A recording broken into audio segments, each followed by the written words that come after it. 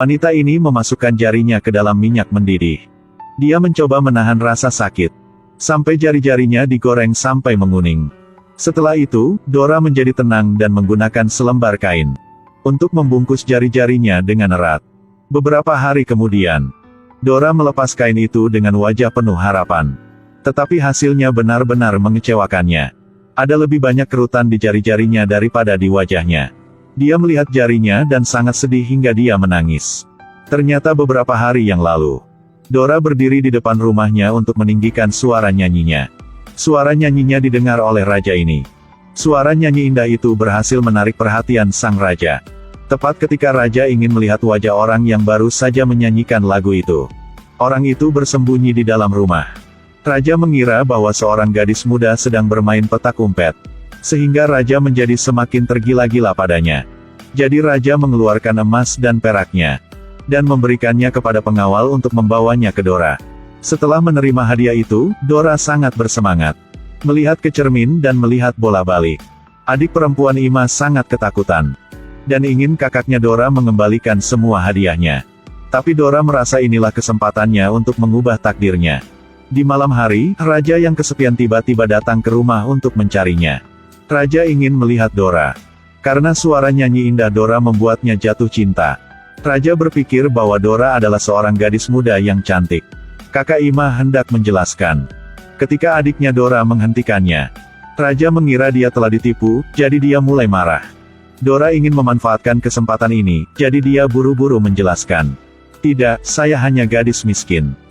Saya tidak pantas mendapatkan hadiah yang Anda berikan kepada saya. Wanita jelek ini mencoba menggunakan suaranya yang seperti bayi untuk menipu raja. Raja tenggelam dalam suara yang indah ini. Untuk menghibur raja, dia berharap raja bisa memberinya sedikit waktu. Sampai saat itu dia akan mengulurkan salah satu jarinya. Jadi Dora menggunakan cara ekstrim, dan ingin membuat jari-jarinya dalam waktu singkat menjadi lembut putih. Tapi hasilnya gagal total. Tepat saat ini, raja tiba di pintunya seperti yang dijanjikan. Raja dengan penuh semangat mencium jari putih yang ditunjukkan melalui lubang kecil di pintu. Tapi dia tidak tahu bahwa pemilik jari itu adalah seorang wanita tua dan jelek. Raja yang penuh nafsu tertarik dengan nyanyian seseorang yang belum pernah melihat wajahnya. Dora tidak berani keluar untuk menemui raja, jadi dia menawarkan untuk menunjukkan jarinya. Karena dia ingin jari-jarinya cantik. Dia bahkan memasukkan jari-jarinya ke dalam panci minyak untuk menggoreng.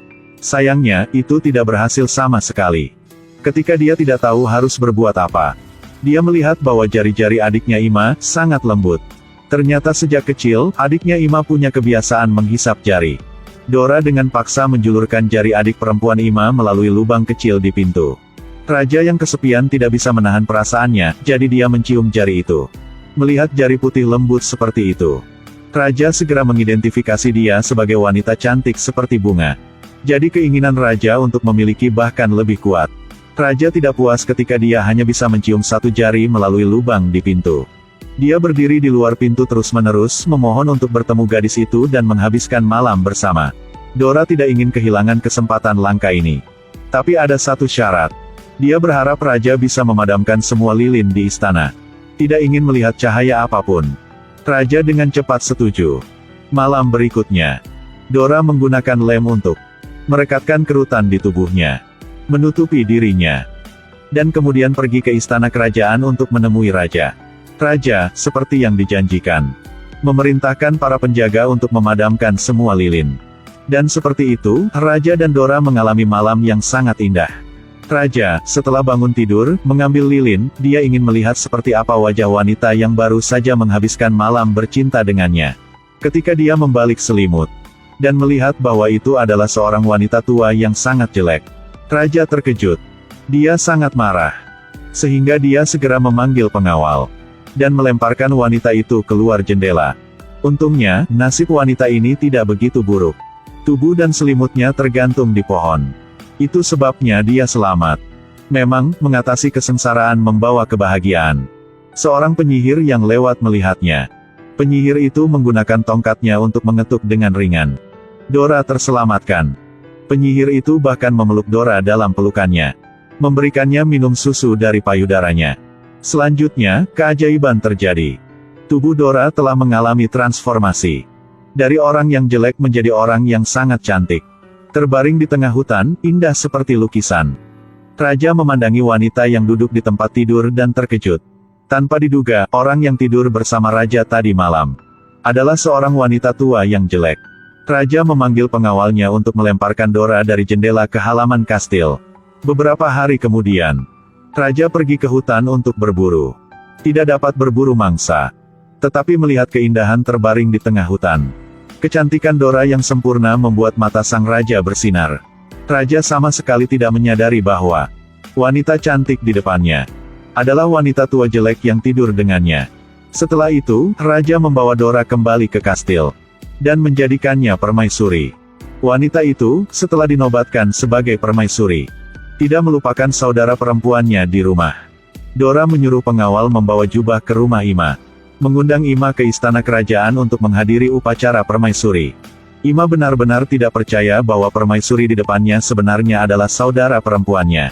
Ratu menceritakan semuanya. Ketika Ima baru mempercayainya dan meletakkan tangannya di wajah permaisuri, Ima bertanya pada Dora bagaimana dia menjadi begitu cantik. Permaisuri berjanji untuk menjaga adiknya di masa depan. Berharap Ima bisa menjaga rahasia ini untuknya. Setelah ritual berakhir, Ima tampak seperti anak cengeng yang menolak pergi. Dora takut rahasianya terbongkar, jadi dia meminta Ima pulang. Tapi Ima tetap menolak untuk pergi. Ingin tahu bagaimana Dora menjadi begitu cantik. Dora sangat marah. Takut Raja akan mengetahui bahwa dia memiliki saudara perempuan yang begitu jelek. Dengan tergesa-gesa, dia berteriak, "Aku telah mengupas kulitku, mengerti?" Kata-kata Dora, Ima benar-benar percaya tanpa keraguan. Setelah keluar dari kastil, Ima pergi mencari tukang cukur. Ingin dia membantunya mengupas kulitnya. Tetapi pihak lain mengira dia idiot yang tidak peduli sama sekali. Selanjutnya, dia bertemu dengan pengasah pisau. Dia menggunakan permata itu sebagai bayaran memintanya untuk membantunya mengupas kulitnya. Pria itu membawa permata itu ke mulutnya, menggigitnya. Memutuskan bahwa permata ini asli, jadi dia menerima untuk membantunya. Pria itu menggunakan kereta kuda untuk membawanya ke kedalaman hutan. Mengikatnya ke pohon. Ima sangat gugup, menunggu dan tidak menunjukkan rasa takut sama sekali. Untuk menjadi cantik, Ima tampak menggila. Pria itu selesai mengasah pisau dan memulai pekerjaannya. Jeritan kesakitan bergema di seluruh hutan. Ima, setelah dikuliti, berjalan perlahan menuju istana kekaisaran. Dia tidak menjadi lebih cantik karena itu, tetapi karena dia kehilangan terlalu banyak darah. Dia meninggal di luar kastil. Pada saat itu, Dora berada di dalam kastil. Kulitnya juga mulai menua dengan cepat. Karena dia tidak ingin dilihat oleh raja, dia berbalik dan meninggalkan kastil. Setelah itu, tidak ada yang bisa melihatnya lagi.